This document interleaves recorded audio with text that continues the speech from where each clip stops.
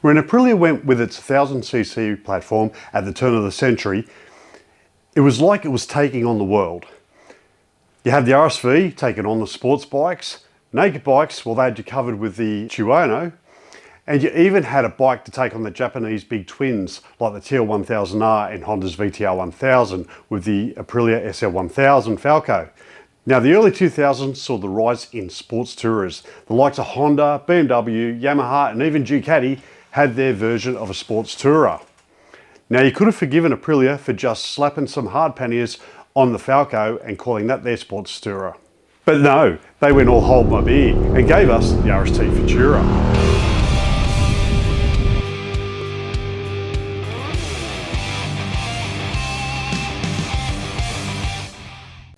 Hey everyone, welcome to Roads of Oz. My name is Matt and on this episode we'll be looking at the Aprilia RST Futura or the RS Tourer. Made between 2001 and 2004, this bike's looks were polarising for some, but not for me. I thought it looked great. Power in the Tourer was the Rotax 60-degree V-twin that puts out 84 kilowatts at about 9,250 RPMs and 94 Newton meters of torque at 7,000 RPMs. Coupled to a 6-speed transmission with front suspension, sharp 43mm upside down forks at the front with a Sachs hydraulic rear shock. Brakes are Brembo 298mm stainless steel double floating disc with 4-pot calipers up front and a 255mm single pot at the rear. Tank capacity is 21 litres, which includes a 5-litre reserve. Initially, they came out in 3 colour schemes: Steam Grey, Blue Infinity and Flame Red. The following year, 2-tone ash grey, and towards the back end of production there was 2 colour op schemes, Darkness Black and Blue Hilton.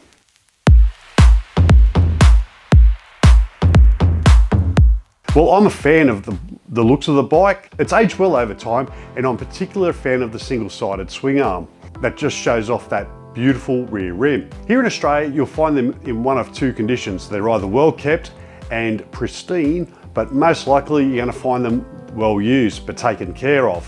What I mean is they'll be showing signs of use and have some very useful modifications. Much like this one, for example. It has aftermarket stain and tune exhaust that makes it sound just glorious. The other modifications were the raised handlebars. Ugly, but they're quite comfortable. One option to look out for is the hard panniers that are made for the Futura. They fit beautifully and are a great addition to the bike. I'm a fan of the dash. It looks good, and although it's dated by today's standards, it has all the useful data you need, like a fuel gauge that can toggle between that and ambient temperature, engine temperature. It has an analog tacho and speedometer. And I have to mention the seat. I found it very comfortable, so much so that I've spent a whole day riding this and just felt fine afterwards. Now, like all good sports tourers, the Futura has a centre stand and you can remove the rear tyre without having to remove the chain. Like the majority of Aprilias from this era, you should be able to pick one up for less than $5,000, which represents great value for the bike like this.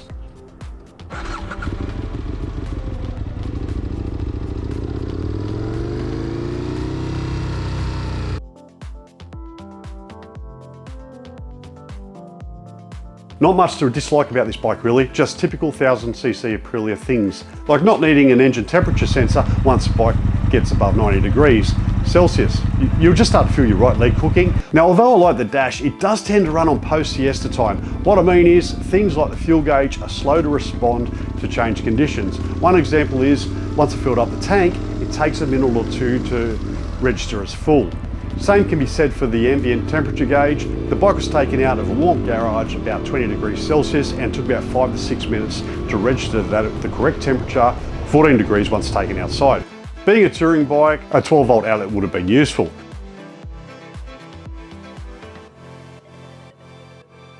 Now, here in Australia, the 2 main issues are the coils failing, and this is not too bad as you can still get them, but the major issue is the dash failing.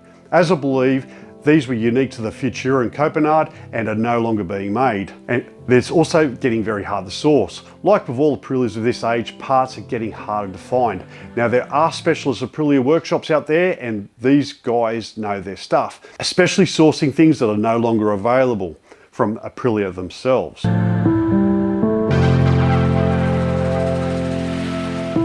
Well, the Futura is a great bike to ride, especially in the environment it is designed for, sports touring. Whether it's on the open road or carving up the corners, this bike does it well. It also sounds good too. The motor is detuned for a wider spread of torque, and this will suit the majority of riders. The comfy seat, good dash, and usable power is great for daily riding. The only time the bike gets let down is if you're in heavy stop-start traffic. And if that's going to be a regular occurrence for you, I'd probably look at something more suitable. I find first gear at low speed when it gets hot can be hard work, but lane filtering is no problem, even with the panniers on. That bike doesn't feel heavy at low speeds.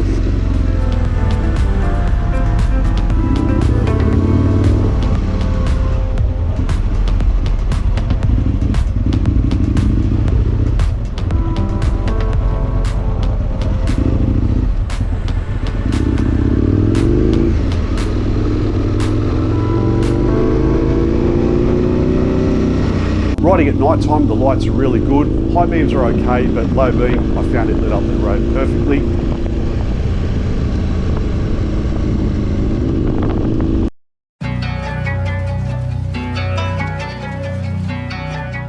If you're after a sports cruiser that is affordable and mechanically robust, it's hard to go past one of these.